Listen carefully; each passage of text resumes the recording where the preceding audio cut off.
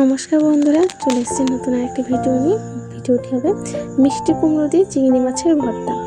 তার জন্য কি করব, প্রথমে কুমড়োর সাথে নুন আর হলুদ মাখিয়ে ম্যারিনেট করে নেব। ম্যারিনেট করে নেওয়ার পরে কড়াইতে সাদা তেল দিয়ে দেবো। তোমরা চাইলে এখানে সরষের তেলও ব্যবহার করতে পারো, আমি এখানে সাদা তেল ব্যবহার করেছি। তারপরে কুমড়োগুলো দিয়ে একে একে কুমড়োটা সুন্দর করে ভেজে নেব। ভেজে নেওয়ার পরে এখানে নিয়েছি পেঁয়াজ আর রসুন কুচি ভাজা, চিংড়ি মাছ ভাজা, কুচি করা পেঁয়াজ, ধনেপাতা কুচি আর শুকনো লঙ্কা ভাজা।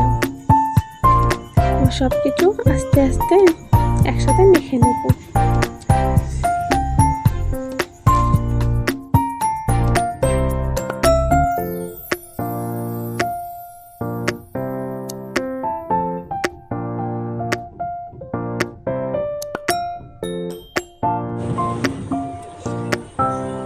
এবার দিয়ে দেবো লবণ, দিয়ে দেবো কাঁচা সরষের তেল আর কুচি করে রেখেছিলাম যে ধনেপাতাটা, সেটা দিয়ে একসাথে মেখে নেব।